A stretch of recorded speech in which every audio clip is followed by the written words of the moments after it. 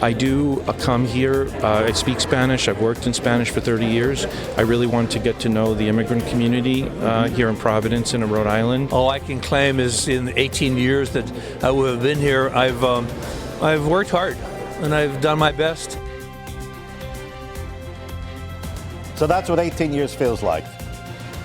Bishop Thomas Tobin is in for us, his last interview at 10 News Conference. Holding the powerful accountable from Washington, D.C. to right here in southern New England. This is 10 News Conference with Gene Valicenti.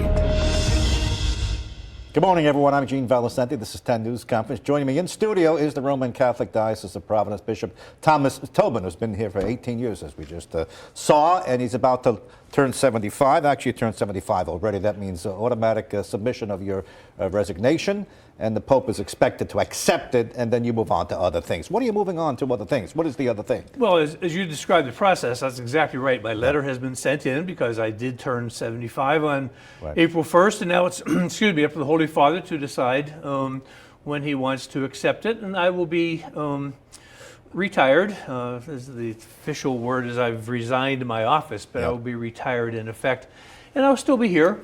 I'll be living in Rhode Island, living in the Diocese of Providence, and willing and able to help out the new bishop in any way he would like me to help out, especially with ceremonies, liturgies, confirmations, those kinds of sacramental and liturgical things. But apart from that, when you say retired, what does that mean? I mean, he may call upon you, help me with a confirmation here.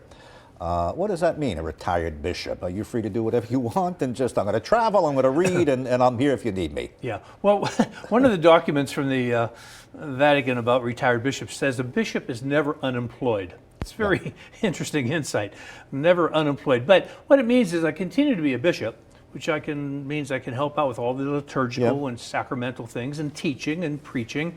What it means to be retired is I'm no longer responsible for, no longer in charge of leading the diocese, no longer responsible for the governance of the diocese on an administrative level. That's what the new bishop will do. And again, I will be helping him in any way that I can, but no longer responsible for all the meetings and the administration and the policies and the finances and the personnel and all of those things that are part of leading a large organization. And the aggravation and the division and the stories and the press, you give all that up. Are you happy? Yeah, I am happy. Have you had enough? Here, it's all yours. Yeah. Go. Well, there's a sense that there will be a great sense of relief, I think. Keep in mind, I've been in charge of a diocese in Youngstown, which you recall fondly, and now in Providence for 27 years. That's combined. That's all combined to the two. That's almost 7 terms, equivalent of being 7 terms as governor or president. And though they say the presidents and governors get tired, get worn out after 2 terms, in effect, I've had 7 terms of leading a large organization in Ohio, and now certainly here in Providence for 18 years. So it's a lot of responsibility. Lots of obligations and lots of concerns every day that we deal with when we go to the office. In this state, in Rhode Island, the bishop, the way it's structured legally, the bishop is the president of many, many corporations, 200 corporations.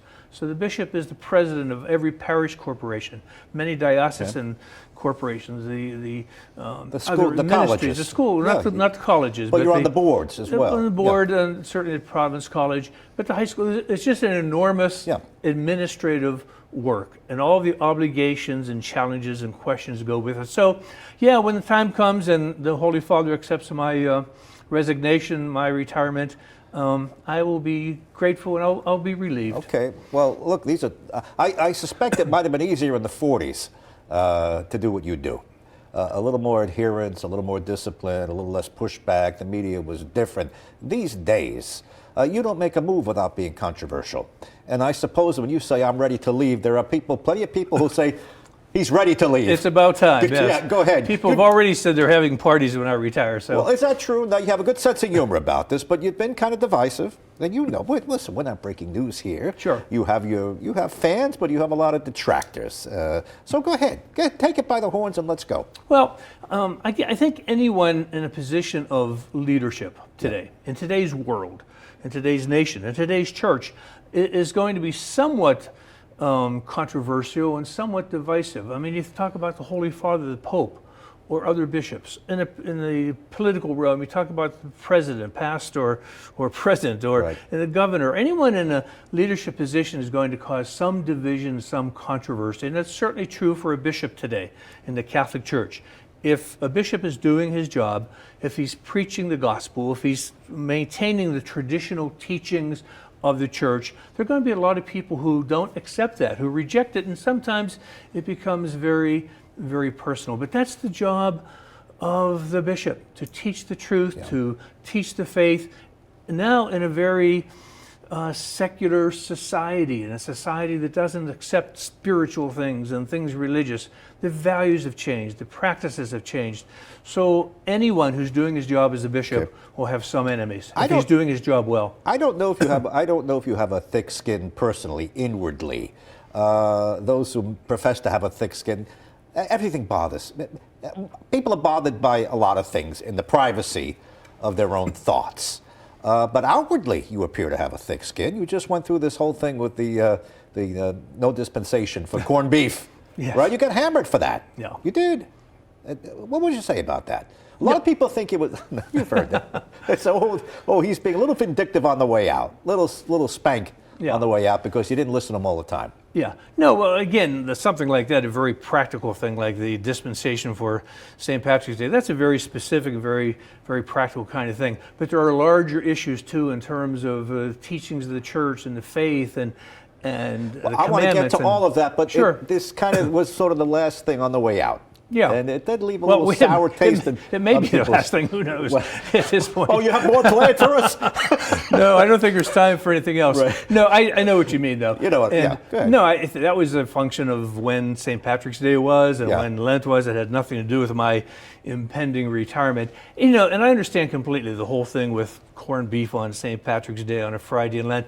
That's one of those somewhat humorous things where Catholic culture collides with popular culture. On the other hand, it was also in some ways a very serious thing because the disciplines of Lent, the fasting, the prayer, the abstaining from meat, sacrifices, they have a purpose. And the purpose of those things is to help us to share in the suffering and death of Jesus, suffering, death of Christ. So you don't dispense from those things lightly, and if you do dispense from them, there should be some other way of sharing that. So in a way, it was a humorous thing, and I understood in the reaction. But on the other hand, it was a very serious thing because we're dealing with the sacrifices and the spiritual nature of Lent that helps us to be related to Jesus Christ and his suffering and death. And by the way, keep in mind that we did give dispensations to anybody who asked. So if they had a reason, they just had to ask and they got a dispensation. So much more to talk to you about. But you had given the dispensation years ago without a thought, and then you kind of reversed yourself. Let me tell you what happened to me. I was at a couple of corned beef dinners, and this came up, and you came up. Of course. And they were not saying very flattering things. And I found myself saying, listen, he's really nice one-on-one. I know him a long time. Sure. I went out when he came from Ohio. That's what I get. So, Well, again, I think people have to keep things in perspective. Again, I understand it was one of those things that caused a lot of emotion at the time and a lot of response. On the other hand, what we were asking people to do was to not eat meat on a Friday in Lent. There are Christians around the world who are suffering martyrdom and dying for their faith every day. Every day, even as we speak today, there are people dying for their faith because of their faith in Jesus. I asked people not to eat meat on Friday, and it was like Third World War. And by the way, there are lots of other dioceses in the United States that did not give the dispensation either, including the Archdiocese of Chicago, where they dye the river green. So they have their own problems. It wasn't. We don't want to be Chicago. It wasn't unique to me and had nothing to do with my impending retirement. Okay, let's get to more serious topics after this break. Stay with us, and let's really dig in. Bishop Tobin's last interview for 10 News Conference before he goes on to other things.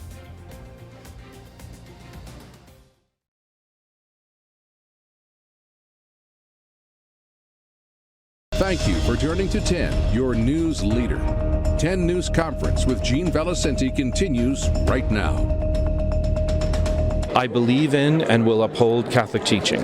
So that's, if that makes me conservative, I don't know. That other people can decide that. I think he's very well prepared to lead the diocese, but time will tell. He will have to come in and learn the diocese, and he'll stake out his own positions. Oh, well, that's the new bishop who's coming in, and Bishop Tobin, who's leaving, about to retire, is with me. Welcome back. Thanks for coming in once again. Thank you. Your successor is in place already. He's ready to go. I assume he's not chosen by the Vatican unless his thoughts are in sync with the Pope. And sometimes your thoughts haven't always been in sync with the Pope, which is fine. The Pope is infallible on matters of doctrine, correct? But Correct. On matters of opinion and direction of the Church, you're free to disagree, and you have. Of course. Yeah, and again, you're exactly right. When we talk about the Holy Father being infallible, that's on essential matters of faith and morals. But he also has a lot of opinions. He has practical pastoral issues and so forth. So you don't necessarily have to agree with everything a Pope says and does. And I do have a great deal of respect and affection for Pope Francis. He's been terrific. I think he is the Pope that we need in the Church at this time.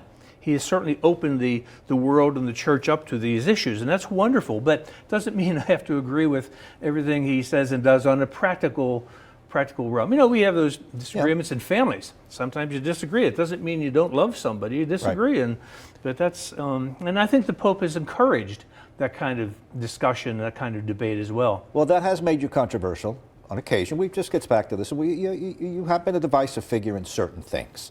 And you know what? Some people may applaud you. You're the one who has to say no. And you're the one who told President Biden, if you come to my diocese while I'm the bishop, don't come to church. In fact, you told me that directly. And you've gone after some Democrat politicians who are Catholic but are pro-choice. You've laid them out on that. So this comes at your territory. You say no. Right. Well, again, I think it's the role of the bishop to maintain the traditional, essential, moral, and doctrinal teachings of the Church. If the Church doesn't uphold these traditional values in the world today, who will do that? That's the work of the faith community. It's the work of the Church to promote the gospel of Jesus Christ and all of the traditional values and teachings that are part of that. And if we don't do it, who will do it? Obviously, it's not going to be well received all the time because we're living in a very secular world. You know, religious practice is down across the globe, and certainly in the United States and the Western world. We're not living in a time of great affinity for, a great affection for religious and spiritual values. So someone who comes on the scene, like a Catholic bishop, to try to uphold traditional teachings about life and marriage and sexuality and other moral issues is not going to be well received. The prophets in the history of the Church, in the history of the Bible, were never well received either. Jesus wasn't always well received because he was going against the flow. That's part of being a bishop. It's part of being a teacher in the life of the world today. Do you think it has come across as too stern sometimes? Probably. You have your commitments, but sometimes a little too stern, a little heavy-handed. Go ahead. Well, I mean, it's reflection time. Sure, it is reflection time, and I suppose many people have said that is heavy-handed, as you say. It's old-fashioned. It's discriminatory. It's bigoted. It's not true. People will say those things, but I also get a lot of support from Catholics who write to me, who stop me, who speak to me and say, thank you for upholding the truth. Thank you for maintaining the teachings of the Church because you're one of the few people in our community who are doing it. So there's been a lot of negative reaction, but I'm grateful for a lot of positive reaction and support as well. I'm doing my job as Jesus has called me to do it, regardless of popular reactions. Right. You're the strongest on pro-life of any bishop, I think. That's it. There's no quarter, there's nothing. It's pro-life and that's it, correct? Yeah, absolutely. It's one of the fundamental and essential values of our time, the respect and dignity for human life, and it's being threatened in many different ways with abortion and now euthanasia and other issues, capital punishment in some places. Human life is a sacred gift. Every child that's born is a child of God, made in the image and likeness of God. It's a grave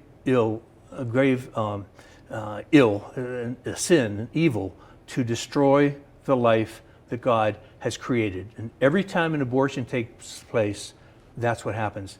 It's a terrible evil. And that's why I think the Church has been so strong and very clear on that. But you know, there are many come into your church who may feel it's fine. Maybe it's not for me personally, but I'm not going to tell somebody else what to do. They're in your pews. They're sitting there. You know that you have Catholics of course. who Absolutely. I think differently, but they're there. I'm keenly aware of that, not just on the abortion issue, but other things as well. Yeah. But it means the church has to continue teaching and preaching. You know, we'll never have 100% of people agree with everything we say and do, including in our own church. But it's the work of the church to teach and to preach the gospel and pray that people will understand and will respond. I think our challenge is to teach more clearly and in a way that's more understandable to people. Maybe we haven't always done that. Holy Father Pope Francis has also emphasized compassion and inclusion and so forth, and that's important. It's very important. But we don't do that to the cost of watering down our teachings that we have from Christ. And teachings on birth control, just before we go to another quick break. They're all related, again, to the human life issue. So, is it antiquated? Is it time to revise that? Well, I don't think so, because again, can we revise that? We'll keep pro-life, the sanctity of life, firm. No change. But with regard to birth control, well, again, is there revision or no room, or you connect the two and there's no daylight? You know, I think that they're all connected in some ways, in different ways. I mean, birth control is not the same as abortion or euthanasia. They're all a little bit different, but they're all part of that garment of life, all respect for human life. And Paul VI, you know, when he wrote Humanae Vitae about contraception, he pointed out very prophetically and very clearly that if we change the teaching on contraception and birth control, other things could happen as well. And that's exactly what we've come to. Paul VI was right. And at the end, you know, last week there was a discussion of euthanasia, assisted suicide. Cardinal at the Vatican said one thing. He's revised it. He opened the door, they quickly closed it. Right. So the door is closed on that. Yeah, euthanasia is a terrible, terrible sin, terrible crime. It's destroying someone at the end of their life who is ill, frail, and it can be abused very quickly. We've seen that in other countries where now they are euthanizing disabled children or people who are depressed. It is a very slippery slope, and euthanasia is terrible. All right, when we come back, on one more segment, Bishop Tobin, how things have changed here under your watch, and what's left to be done. Stay with us.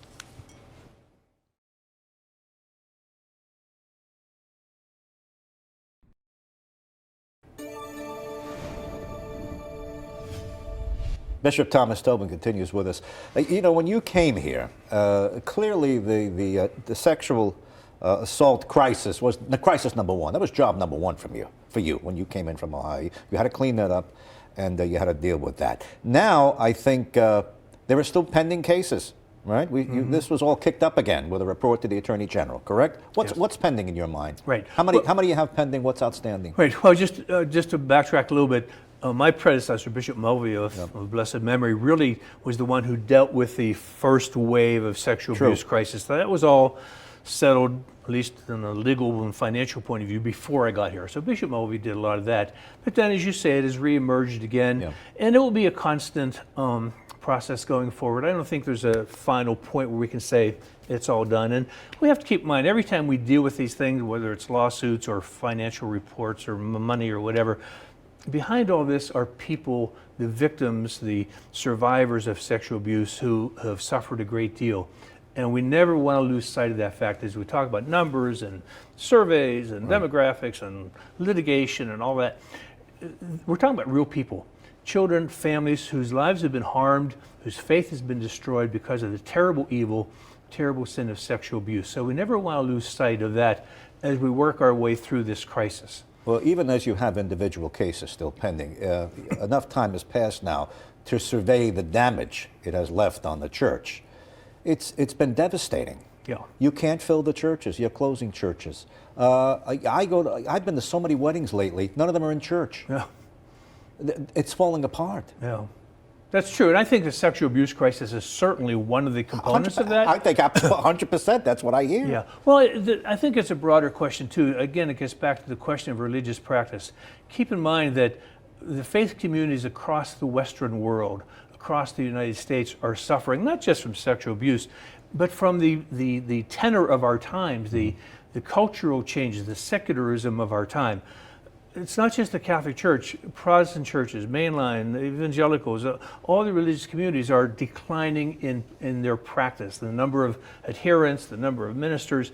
So sexual abuse is certainly part of it, but it's much more than that. And you're right. I mean, if you look at our sacramental numbers now compared to 20 years ago, I think all of our sacramental numbers are down about a third. I'm talking about baptisms, First Holy Communions, confirmations, weddings, as you say. Yep. Lots of young people, Catholics, if they're getting married on the beach or some destination Yes, place. a friend is married. Or Yeah. they're not getting married at all. They're just living together. So all the sacramental practices have declined in the church in this diocese and across the United States. The numbers are comparable, except in the places in the United States where the population is growing. The Southwest and the South, they're building churches, they're building schools, they have lots of vocations. It's not happening in this part of the world, but it's a phenomenon that's affecting the faith community in general. The Episcopal Church is suffering. I mean, the Lutherans in Germany are collapsing. It's just so many places that the practice of religion is fading away, and that's tragic. It's very sad. Well, I don't see a reversal, at least in the U.S. or the Western world. The future is in Africa. The future is in South America, Central America. Especially in Africa is where the church is growing by leaps and bounds. So it's a generational thing. It was different 50 years ago, as you said. Yeah. God willing, it will be different and better 50 years from now. But this is the hand we've been dealt with. This is the reality we're dealing with. What do? We don't throw up our hands and quit. We continue doing our work. We work as well as we can, as hard as we can. We do our best, but we also recognize that in the end, God is in charge. Right. He's the one that has to bring this to completion, and someday He will. In the meantime, we work hard and we do the best we can, and we minister to those who are coming to us, and we reach out to invite others in. Well, the Mass recounts the Passion, the bad news first, but then the good news is the resurrection. Is the resurrection at the end. So the bright spots. Catholic school enrollment spiked during the pandemic. Yes. So there's something there. Our Catholic schools are doing pretty well right now. As you say, they've increased enrollment for the most part across the diocese. So our schools are as healthy now as they've been in a number of years. And you talk about different events. I had a confirmation at the cathedral last Sunday. We had 9 parishes represented, 90 kids who were confirmed. We had more than 1,000 people in our cathedral. The church was very much present and alive. And across the diocese, I'm hearing from pastors that their attendance at Easter Sunday was wonderful. The churches were filled. If everybody who came to Mass on Easter came every Sunday, as they should, it would be a very different church. And when you go to the Vatican, they line up to get in. Yeah. Isn't that interesting? Yeah, and now they have 2 doors. One if you want to pray, one if you want to be a tourist. You go there, they can't wait to get in to There's still a lot of the interest. Basilica. Still a lot of interest in the church and in faith. So we need to build on that. But we can't just be discouraged by the decline in numbers, because as I go around the diocese, I see all the good stuff that's going on.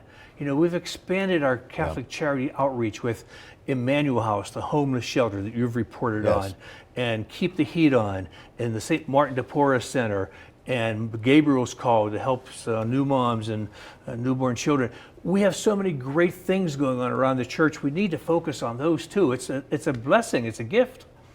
And not just for Catholics, by the way. Yep. All of our services are open to non-Catholics as well. Well, I think it was a good interview. I think we covered a lot of things We here. did in a short time. Do you feel you're free to speak a little more freely now that you're about to give it up? It's somebody else's headache now. Well, now that I'm about to give it up, I'll be speaking less. I hope to disappear from the public spotlight as much as possible, but again, still be present to the church and help the new bishop as much as possible. You're not leaving Rhode Island. You're staying here. I will be here. And you're going to stay in the same place, right. And that all stays the same. You'll be here to be called upon to fill in for communion, stuff like that. Yeah, confirmations, ceremonies, but you'll be off Twitter. You won't be writing your column. I'm expecting it off Twitter. I won't be writing my column. Those are things that a new bishop can do if he wants to.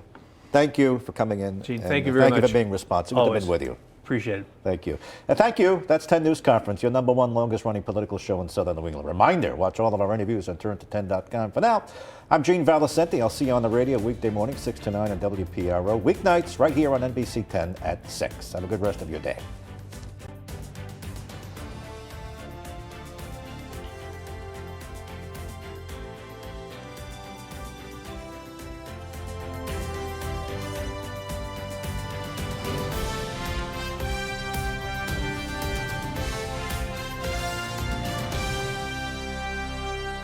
Hi, everyone. It's Mark Searles from NBC 10. Thanks for checking out the NBC 10 WJAR YouTube channel.